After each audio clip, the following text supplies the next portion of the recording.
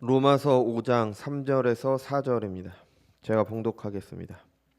다만 이뿐 아니라 우리가 환난 중에도 즐거워하나니 이는 환난은 인내를, 인내는 연단은, 연단은 소망을 이루는 줄 알미로다. 아멘. 기도하겠습니다. 거룩하고 존귀하신 주님, 은혜와 사랑을 감사드립니다. 주님, 지금 주님의 말씀 듣는 시간입니다. 우리 안에 계신 성령께서 함께 하셔서 듣는 말씀 가운데 하나님의 음성을 듣는 자들 될 수 있도록 인도하여 주옵소서. 감사드리며 사랑이 많으신 예수님의 이름으로 기도드렸습니다. 아멘. 우리가 계속 살펴보고 있는 것처럼 로마서 5장부터는 신자들을 위한 계시입니다. 그 중에서도 1절과 2절은 구원의 확신에 대한 그런 내용이었죠. 신자들이 어떻게 구원을 확신할 수 있습니까? 그것에 대한 대답이 1절에서 2절에 나옵니다. 그러니까 이미 성경은 우리에게 다 답을 줬어요. 근데 우리가 그것을 모르고 있을 뿐이죠. 우리가 어떻게 구원을 확신할 수 있습니까? 하나님과 화평하기 때문에 구원을 확신할 수 있습니다. 하나님 앞에 설 수 있기 때문에 구원을 확신할 수 있습니다. 하나님의 영광을 즐거워하기 때문에 구원을 확신할 수 있습니다. 제가 계속 말씀드리지만 하나님과 화평, 하나님께 나아감, 하나님의 영광을 즐거움과 같은 말들을 추상적으로 생각해서는 안 됩니다. 내 머릿속만 있는 개념이 아닙니다. 말로만 하는 게 아니라 실체가 있어야 되는 거예요. 실체가. 하나님과 화평을 누려야 되는 거예요. 삶 가운데 하나님과 화평을 누리는 게 있어야 되는 거예요. 하나님과의 말씀을 소중히 하고 하나님이 거역하는 죄를 미워하는 것으로 하나님과 화평이 분명히 나타나야죠. 그렇지 않으면서 구원을 확신해서 안 되는 겁니다. 하나님의 예배함과 기도를 하고 응답받는 증거가 있어야죠. 계시의 말씀과 성령의 일하심을 통해 주님의 영광을 맛보고 그것을 소망하며 즐거워해야 되는 겁니다. 이런 모습이 실제로 있어야 되는 거죠. 이게 우리가 구원의 은혜를 누리는 모습이고, 구원의 은혜를 누리는 모습이 있어야 구원을 확신하게 됩니다. 이런 은혜를 누리는 모습이 없으니까, 우리의 삶 가운데 나타나지 않으니까 다른 것들로 내가 은혜를 받았다라고 계속 얘기를 하는 겁니다. 다른 것들로 이것 받았다, 난 이거 했다, 뭐 했다, 하나님께서 나에게 이런 은혜를 주셨다, 구원의 은혜가 아닌 것들로 자꾸 이렇게 채워넣는 거예요. 물론 그 모든 것 다 하나님께서 주신 거죠. 맞죠? 하지만 진짜 구원의 은혜, 신자들에게 베풀어지는 구원의 은혜는 바로 이것입니다. 그죠? 이런 실제적인 모습이 없다 누구도 구원을 확신할 수 없습니다. 100% 완벽해야 된다가 아니죠. 이 정도의 문제나 양의 문제가 아닙니다. 질의 문제예요. 질적인 변화가 있는 겁니다. 불신자들과 뭔가 다른 분명한 삶의 모습이 있어야 되는 겁니다. 그러니까 이런 계시들을 그냥 듣고 끝내면 안 되는 겁니다. 실제로 내가 이런 삶을 누리고 있는지, 내가 예수님을 믿어서 구원받았는데 구원의 은혜를 누리지 못한다면 말이 안 되는 거잖아요. 그죠? 예수님을 왜 믿어요, 그러면은? 로마서 5장 1절과 2절이 구원받은 신자가 마땅히 누려야 되는 삶과 그런 삶을 통해 구원을 확신할 수 있다는 걸 알려줍니다. 신자들은 이런 은혜를 주는다, 이렇게 좋은 것을 누린다라고 말한 다음에 바울은 3절에서 시작하는 게 다만 이뿐 아니라로 시작을 하죠. 그죠? 다만 이뿐 아니라.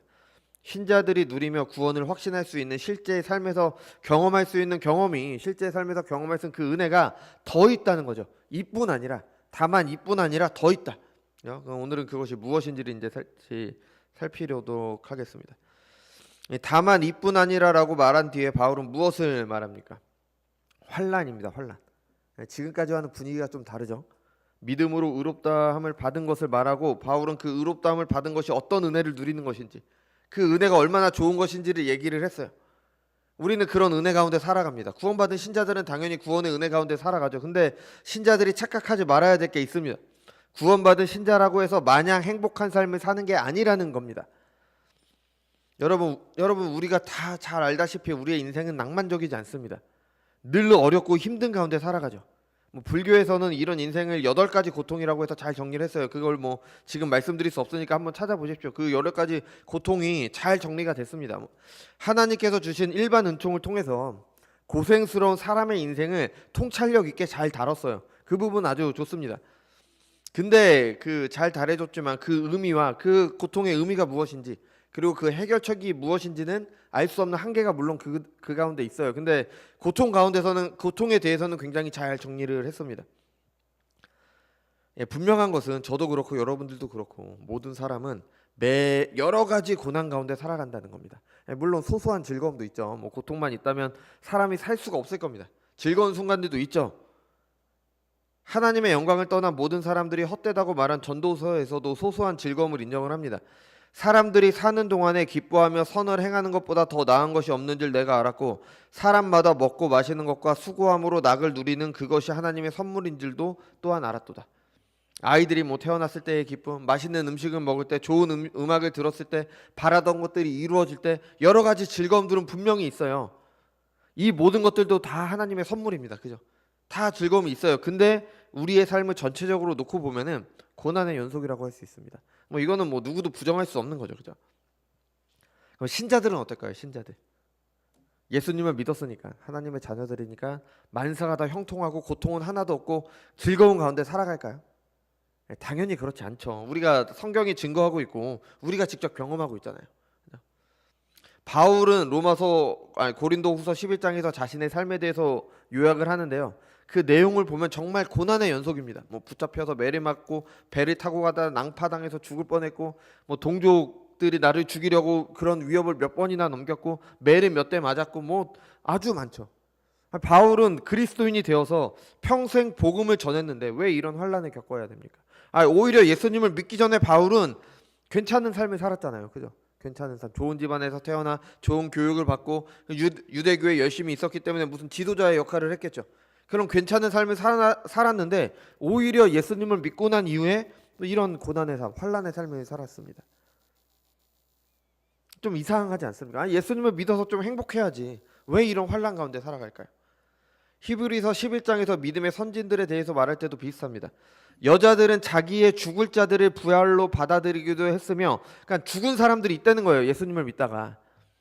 또 어떤 이들은 더 좋은 부활을 얻고자 하여 심한 고문을 받되 구차히 풀려나기를 원하지 아니하였으며, 또 어떤 이들은 조롱과 채찍질뿐 아니라 결박과 옥에 갇히는 시련도 받았으며, 돌로 치는 것과 톱으로 켜는 것과 시험과 칼로 죽임을 당하고 양과 염소의 가죽을 입고 유리하여 궁핍과 환난과 학대를 받았으니.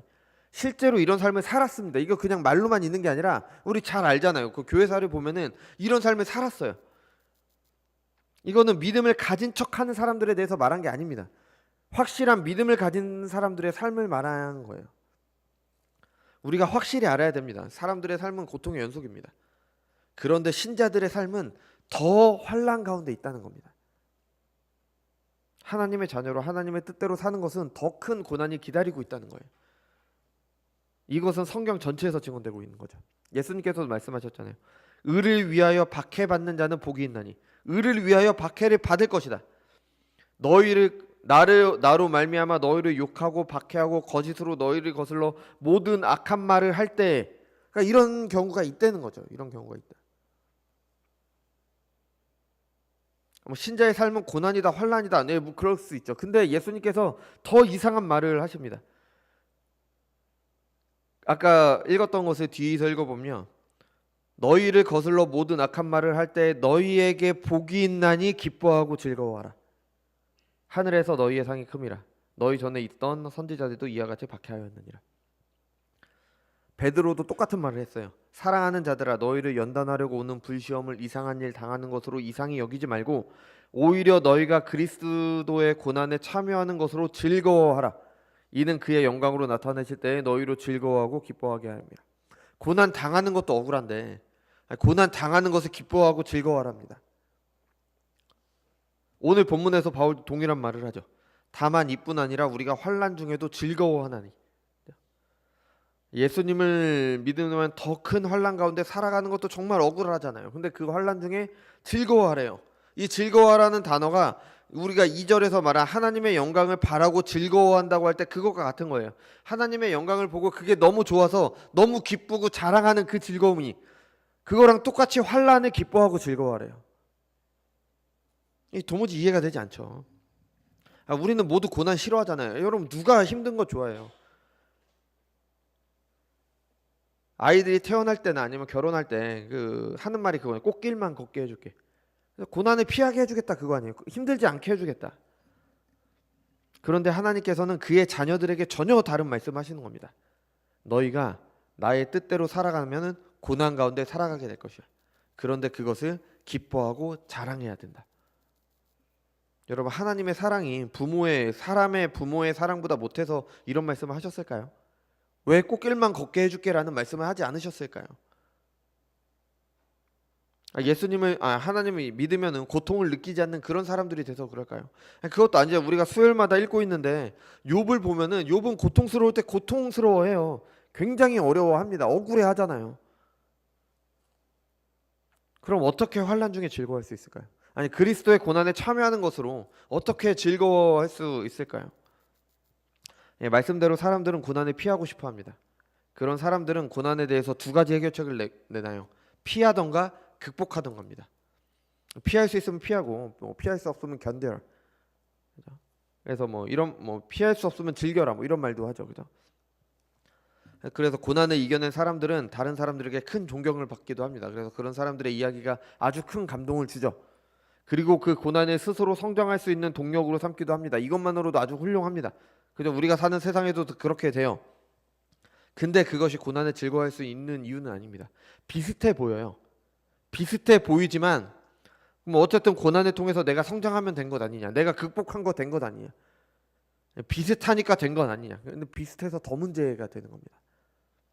잘못된 신앙의 전형적인 모습이 바로 이거예요. 속은 아닌데 겉만 그럴듯하게 꾸미는 겁니다. 그래서 비슷해 보이는 거예요. 그래서 괜찮아 보입니다. 근데 전혀 그렇지 않습니다. 바리새인들은 누구보다 더 경건해 보였죠. 하나님의 말씀에 대한 열정도 있어 보였습니다. 근데 그들의 속은 전혀 달라지지 않았어요. 겉만 꾸몄잖아요. 겉은 석회를 발라서 아주 깨끗한데 그 안은 벌레가 모두 파먹은 시체가 있는 무덤이었습니다. 회칠한 무덤이었잖아요. 이런 잘못된 모습은 지금도 여전합니다. 여러분, 성령의 역사가 아니어도 하나님의 계시와 상관없이 사람들은 얼마든지 찬양하면서 눈물을 흘릴 수 있습니다. 성령의 역사가 아닌데, 하나님의 말씀을 전하는 것이 아닌데 사람들은 설교를 듣고 감동받을 수 있어요. 얼마든지 종교 행위를 따라하면서 착한 사람으로 살 수 있습니다. 교회를 잘 다니고 헌금을 잘하고 이웃을 잘 도우면 되는 것이지 뭐가 문제냐. 그렇게 하신다면 감사한 일이죠. 그런데 그것이 나의 노력에서 나온 거라면, 내가 한 거라면 죄송한 말씀이지만 회칠한 무덤입니다. 아무것도 아니에요. 위선입니다. 위선. 이렇게 되는 이유 중 하나가 뭐냐면 환난에 대해 제대로 반응하지 못했기 때문입니다. 환난을 내가 스스로 극복하려고 했기 때문에, 고난을 스스로 이겨내서 나의 성장의 기반으로 삼는 것, 세상에선 칭찬해 줄 수도 있습니다. 근데 성경은 아닙니다.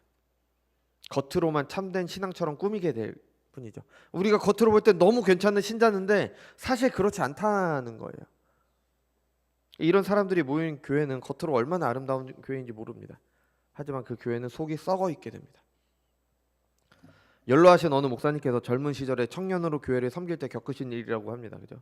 한 번은 이제 성가대에서 합창대회를 하려고 했어요. 근데 합창대회를 하면은 이제 상품이 있고 그래야 되니까 재정이 부족했습니다. 그래서 찬조라고 하죠. 그래서 찬조를 이제 구하러 다녔다고 해요. 이제 그 교회에 사업을 하시는 분이 있는데 매출이 하루에 800만 원에서 1000만 원 정도 나왔대요. 예전에 그 정도 나왔으니까 좀 사업이 잘하시는 분이시죠. 그분에게 찬조를 요청하니까 얼마 정도 필요하냐 그렇게 물으시고 이제 한 4, 50 정도를 이제 찬조해 주셨다고 합니다. 당시에 4, 50이면 큰 액수가 되겠죠. 그런데도 이제 그분께서는 이제 당연히 해드려야죠. 그러면서 이렇게 해주셨다고 해요. 근데 여기까지 들으면 아주 좋은 이야기 같은데, 그분이 뒤돌아서서 하시는 말씀을 들었답니다. 재수없게 맨날 거지처럼, 이런 말씀을 하셨대요. 청년 때 이 목사님이 아주 충격을 받으셨다고 합니다. 왜냐하면 그분이 꽤 괜찮은 신앙인이었으니까. 그죠?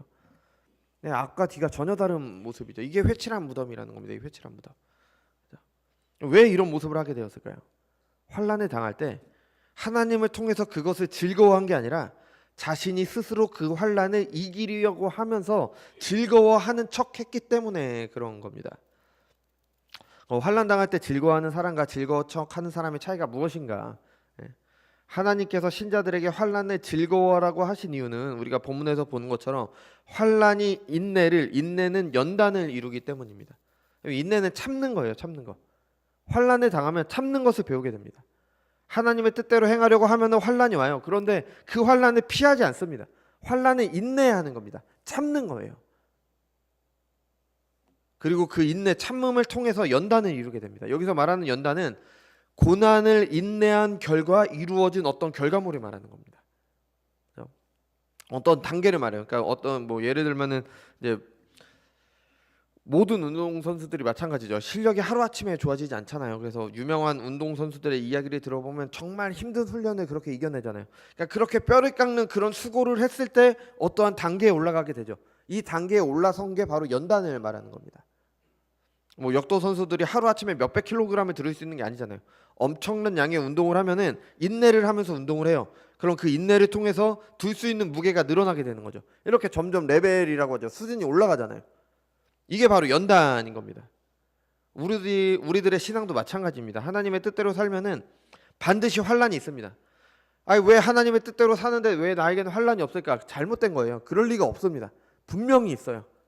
우리가 뭐 억지로 그 고난의 고통의 장소를 찾아가지 않아도 누군가에게 환란을 내가 이렇게 만들어 주려고 하지 않아도 하나님의 뜻대로 살려고 하면은 환란이 무조건 있습니다.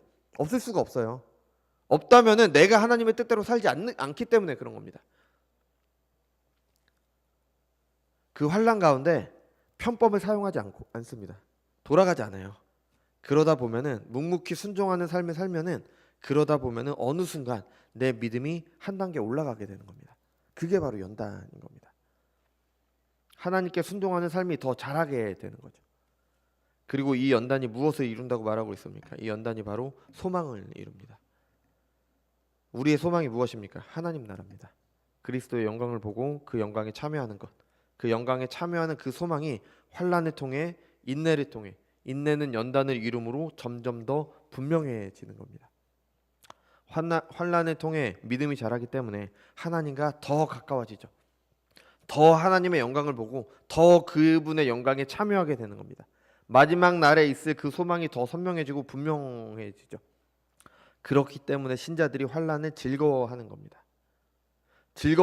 즐거워하는 척하는 사람들은 비슷해 보이지만 아니에요.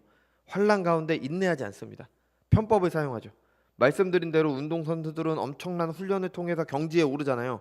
그런데 어떤 사람들은 그 훈련을 하지 않고 편법을 쓰죠. 약물로 대신 하잖아요. 당장은 효과가 있어 보이죠. 고난 가운데 인내한 사람과 비슷해 보여요. 같이 똑같이 힘이 늘어나니까요. 그런데 결국 약물을 사용한 사람은 그 사람을 망쳐버리게 되죠. 몸이 다 망가지잖아요. 그죠? 환란을 즐거워하는 척하는 사람도 마찬가지입니다. 환란 앞에서 편법만 사용해요. 환란을 통해 믿음이 자라지 않고 성숙해지지 않습니다. 요령만 늘어나죠. 요령만. 자신의 죄를 정당화하면서 경건한 척하는 요령만 늘어납니다. 자신의 믿음이 자신이 없으니까 그러니까 자꾸 눈에 보이는 것으로 대신하려고 하죠. 더 경건해 보려고 하고 더 화려해 보이는 것으로 자신의 신앙을 위장하려고 합니다. 나는 모두하고 모두한다. 한국 교회 우리나라 교회 이렇게 큰 교회들이 이렇게 있다. 세계에서 몇 번째 교회들이 있다. 그게 무슨 상관이에요? 자신이 없으니까 자꾸 그런 것들로 포장하는 거죠. 자신이 없으니까 우리 한국 교회 믿음에 자신이 없으니까 한국 교회가 한국 사회에 영향을 미치지 못하고 있으니까 그런 것들로 자랑하고 있는 겁니다. 교회에서는 얼마나 경건한지 모릅니다. 그래봤자 회칠한 무덤입니다. 믿음이 전혀 자라지 못했습니다. 그러니까 어린아이와 같은 거예요. 히브리서 저자가 한 책망이 딱 들어맞죠. 때가 오래되었으므로 너희가 마땅히 선생이 되었을 터인데 너희가 다시 하나님의 말씀에 초보에 대하여 누구에게서 가르침을 받아야 할 처지이니 단단한 음식은 못 먹고 젖이나 먹어야 할 자가 되었도다. 여러분 왜 이렇게 됩니까? 환난 가운데 즐거운 척했기 때문에 인내하지 않고 요령만 찾았기 때문입니다. 약물로 자신의 몸을 망친 선수들과 이제 다를 바가 없는 거죠. 이런 삶을 계속 살게 되면 아무리 신앙의 연조가 오래되었어도 여전히 어린아이와 같거나 아니면 신앙이 없게 되는 거죠. 뭐 오늘 오후에도 보겠지만 이런 사람들이 다른 사람들이 죄를 짓도록 합니다. 다른 사람들이 죄를 짓도록 하는데 가장 효과적인 방법은 뭐냐면 잘못된 신앙의 모범을 보여주는 겁니다. 교회에 나온 지 얼마 되지 않으신 분들이나 뭐 주일학교 학생들은 당연히 부모님이나 교회 직분자들 아니면 선생님들의 모습을 통해서 신앙을 배우게 됩니다. 하나님의 말씀을 그렇게 오래 듣고 믿음이 자라오신 분들이니까 당연히 그분들을 보고 배워가겠죠. 그런데 부모님이나 직분자들이 잘못된 신앙의 모습을 보인다? 그것을 그대로 배운 아이들이나 믿음이 약하신 분들로 하여금 죄를 짓도록 하는 겁니다. 나만 죄 짓는 게 문제가 아니라 나뿐 아니라 다른 사람도 함께 죄를 짓도록 하는 거죠. 얼마나 큰 죄인지 모릅니다. 예수님께서 뭐라고 하셨어요? 연자맷돌로 그 목에 달아서 물에 빠지는 게 더 낫다라고 하신 죄인 겁니다. 저는 요즘 이제 로마서 설교를 이제 준비하면서 자꾸 생각나는 게 주일학교 때 들은 이제 모래 위에 지은 집과 반석 위에 지은 집의 비유입니다. 이것을 계속 정말 탁월하다는 걸 이제 계속 깨닫게 되죠. 여러 번 말씀드렸었죠. 환란을 즐거워하는 사람이나 즐거워하는 척하는 사람이나 평소에는 똑같습니다. 모래 위에 지은 집을 모래 위에 집을 짓던 반석 위에 집을 짓던 평소에는 똑같아요. 똑같은 집이에요. 근데 환란이 올 때 드러나게 됩니다. 비가 오고 홍수가 나면 드러나게 되는 거죠. 모래 위에 지은 집은 땅이 약하기 때문에 무너지게 됩니다. 반석 위에 지은 집은 든든히 서 있습니다. 여러분, 집이 문제가 아니에요. 똑같은 집이에요. 그 집을 어디에 지었느냐가 문제인 겁니다. 환란을 통해 인내를 배우지 못하면 모래 위에 집을 짓는 것과 똑같습니다. 환란이 오면 늘 편법을 생각합니다. 자녀가 없으니까 엘리에셀이나 하세요. 자녀가 없으니까 하나님 이스마엘이 있습니다. 늘 편법을 쓰는 거예요. 늘 다른 방법을 제시를 합니다.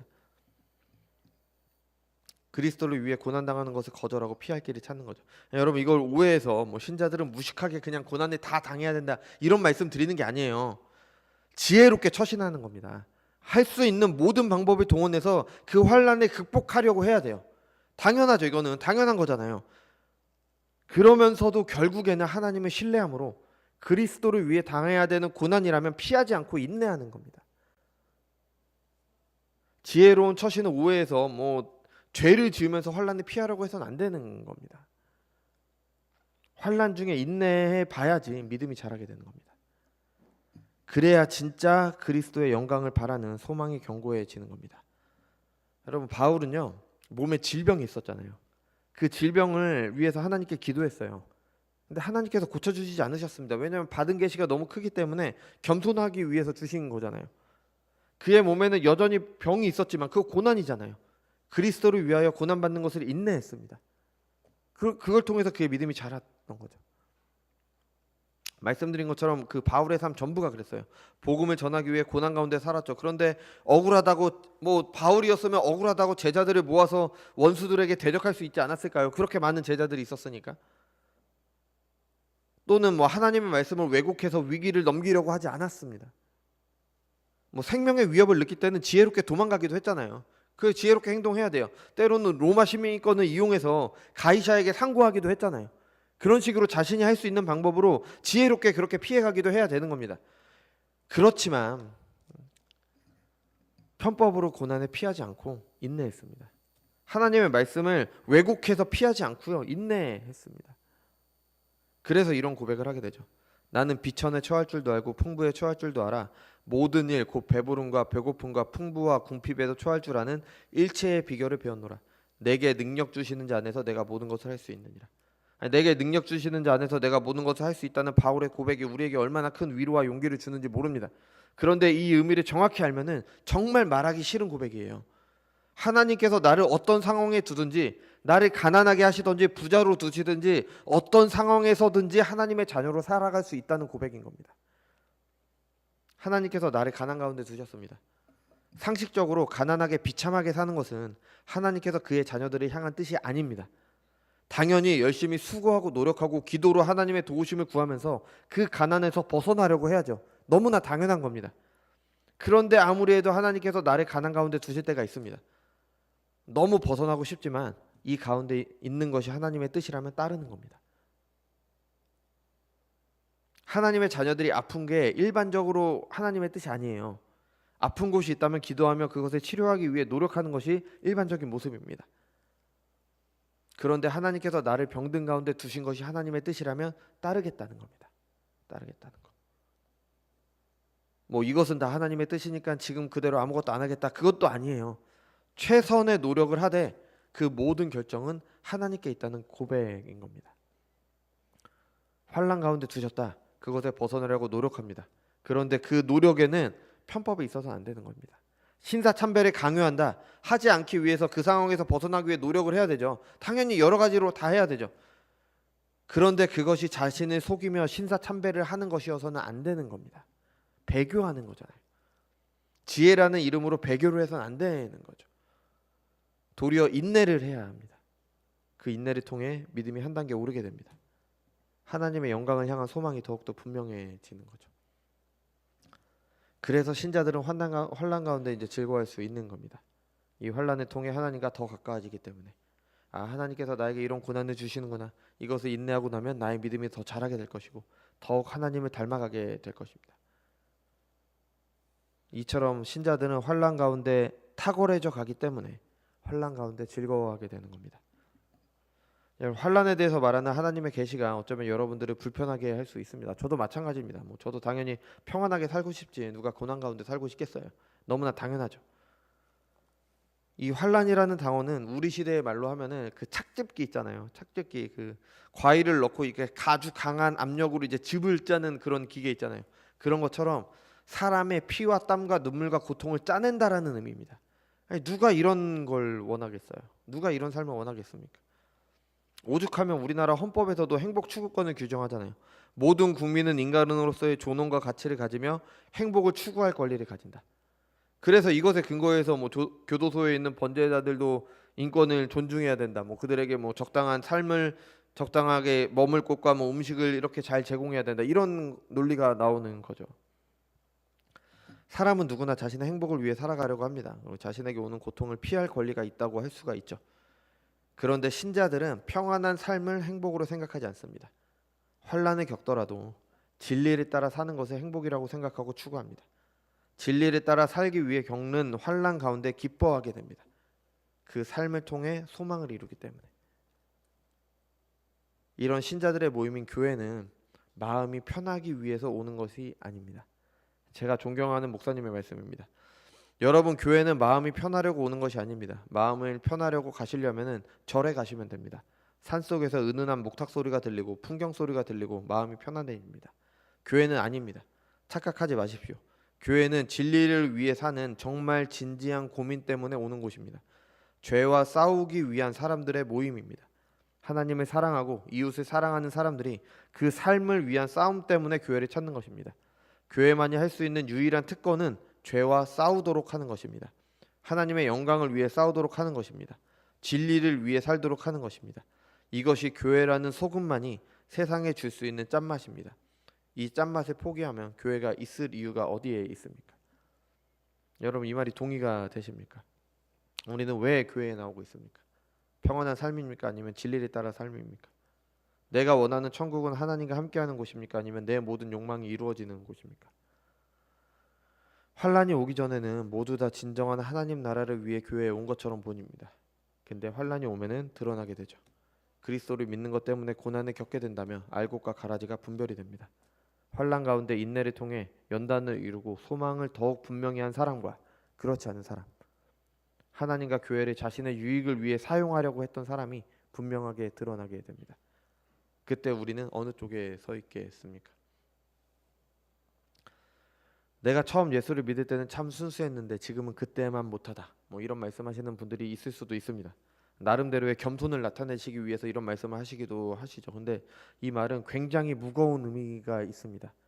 환난은 인내를, 인내는 연단을 이루게 됩니다. 점점 믿음이 단계를 이루어가게 되는 겁니다. 잠언 17장 3절입니다. 도가니는 은을, 풀무는 금을 연단하거니와 여호와는 마음을 연단하시니라. 금과 은은 불을 지나면 더 온전하게 됩니다. 순수한 금과 은이 되죠. 이게 바로 연단이에요. 신자들은 환난 가운데 인내함으로 믿음이 더 순수해집니다. 더 정결해집니다. 믿음의 단계가 더 올라가는 겁니다. 더 그리스도의 영광을 분명히 드러내고 그 영광을 추구하며 복음의 이해가 깊어지죠. 그런데 믿음이 처음보다 더 순수해지지 못했다? 더 정결해지지 못했다? 환난이 있을 때 요령만 찾았기 때문입니다. 우리가 잘 알다시피 우리는 어려움이 있어야 하나님을 찾습니다. 이게 너무 부끄럽지만 저도 그렇죠. 어려움이 있어야 기도를 하잖아요. 그죠? 어려움이 있어야 하나님의 말씀에 더 의지합니다. 그때 그 과정을 통해서 믿음이 더 순수해지는 겁니다. 그런데 고난의 때에 하나님이 아니라 다른 곳에서 요령으로 넘기려고 하니까 이런 과정이 전혀 없죠. 이 환난을 통해서 이렇게 정결해진 믿음을 가진 성도들이 좀 많아야 우리나라 교회가 정결해지지 않겠습니까? 이런 교회들을 통해 우리나라가 좀 괜찮아지지 않겠습니까?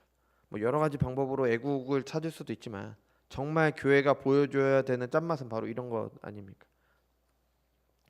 농구 선수였다가 방송인이 된 서장훈 씨가 이제 모 프로그램에서 하는 말을 들었습니다. 돈을 많이 벌고 싶겠지만 당신이 생각한 이런 방식으로 전혀 돈을 벌 수 없다. 내가 장담할 수 있다. 그 계획에는 땀이 없기 때문이다. 저를 비롯한 우리 시대 사람들, 특히 젊은 세대에게 꼭 필요한 말인 것 같습니다. 저도 그렇지만 우리는 모두 다 쉬운 길을 좋아합니다. 우리 그거 쪽집게 가해 좋아하잖아요. 쪽집게 가해. 공부하기 싫으니까 그냥 쪽집게 가해만 하는 겁니다. 그게 무슨 소용이에요? 그게 내 실력이 느는 게 아닌데. 한 시험 문제 1번부터 5번까지 나온다. 그거 시험에 그대로 풀면 뭐예요? 내 실력은 하나도 안 늘었는데. 그죠? 나는 고통 없이 좋은 점수를 받기 위해서 덜 힘들고 더 많이 벌 수 있는 길을 찾는 거죠. 그래서 뭐 사회적 약자분들을 위한 여러 가지 복지 혜택들을 악용하죠. 이상한 법에만 빠삭해서 뭐 최대한 일 안 하고 돈만 벌려고 하는 거죠. 물론 그런 법들은 좋은 취지의 법들이에요. 나쁜 법들이 아닙니다. 근데 그걸 악용합니다. 법이 문제가 아니라 사람이 문제인 거죠. 그죠? 이런 분들을 보면 참 안타깝습니다. 근데 이분들이 누구에게서 배웠겠습니까? 어디서 이걸 배웠겠어요? 사회에서 배운 겁니다. 어떤 수단을 사용해서든지 자기의 유익을 추구하라. 이렇게 배웠겠죠. 그런 삶 가운데 배웠겠죠. 수고는 안 하고 돈을 얻는 것이 최고인 것처럼 배운 까닭 아니겠습니까? 여러분, 교회 안에서도 이런 모습은 그대로 있습니다. 구원은 받고 싶고 천국은 가고 싶은데 환난은 당하기 싫어합니다. 온갖 변명으로 그 환난을 피해가는 요령만 키웁니다. 인내함이 없습니다. 땀이 없습니다. 믿음이 자라질 않습니다. 하나님의 영광을 향한 소망이 점점 흐릿해집니다. 그럼 교회와 세상이 다를 것이 하나라도 있습니까? 그거라도 있어야죠. 하나님의 영광을 향한 소망이라도 있어야죠. 여러분, 우리는 그리스도를 믿음으로 의롭다함을 받은 우리는 환난 가운데 즐거워할 수 있습니다. 그 환난이 우리가 누리는 또 다른 은혜이기 때문입니다. 우리가 구원을 확신할 수 있는 또 다른 증거이기 때문입니다. 환난을 통해 우리의 믿음이 자라게 됩니다. 더 하나님과 가까워지고 더 하나님의 영광에 이르게 됩니다. 뭐 말도 안 되는 소리 같지만 성경의 증언입니다. 우리 신앙의 선배들의 예가 있습니다.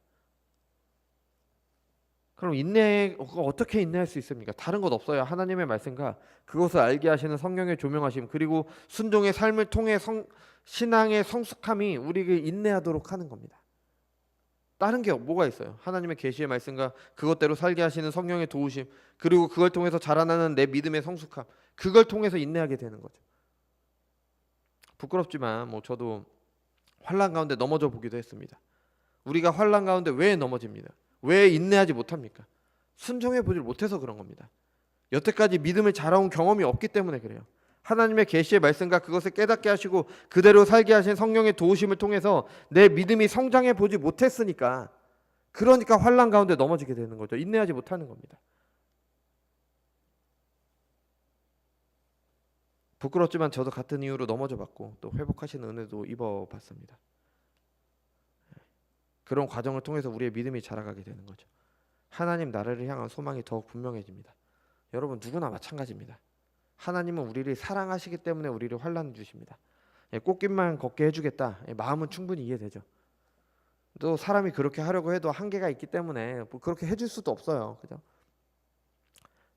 그렇지만 정말 아무런 고난도 없이 자라기 위해서 뭐 모든 건 그런 삶을 위해서 모든 걸 다 해준다면 여러분, 이거는 얼마나 무책임한 사랑인지 모릅니다. 고난을 통해 자라가야 되는 겁니다. 환난 가운데 인내함으로 연단을 이루어야 되는 거예요. 성숙하도록 해야 되는 거죠. 더욱이 우리를 완전한 사랑으로 사랑하시는 하나님께서, 우리 하나님의 말씀을 얘기하잖아요. 우리가 감당하지 못할 시험 외에는 우리에게 허락하지 않으신다. 우리가 감당할 수 있는 시험만 주신대요. 그런 환난만 주신대요. 그럼 이겨내면 되는 거잖아요. 인내하면 되는 거잖아요. 세상에서 너희가 환난을 당하나 담대하라. 내가 세상을 이겼노라. 우리 주님의 약속의 말씀도 있잖아요. 그래서 우리는 환난 가운데 즐거워할 수 있습니다. 물론 환난 그 자체는 싫죠. 고통 자체는 너무 싫어요. 너무 싫잖아요. 근데 그럼에도 불구하고 환난 가운데 즐거워할 수 있는 겁니다. 하나님께서 나에게 이겨낼 수 있는 환난을 주시고 그것을 이겨냄으로 내 믿음이 더욱더 자라고 하나님과 더욱더 가까워지기 때문에. 환난이 인내는 연단은 소망을 이루기 때문에 환난 가운데 즐거워하게 되는 겁니다. 우리에게 이런 환난을 주신 하나님을 찬양하면서 환난 자체는 좋아하지 않지만 환란을 통해 우리에게 허락하신 은혜를 생각하면서 기뻐하게 되시는 저와 여러분이 되시기 바랍니다. 기도하겠습니다.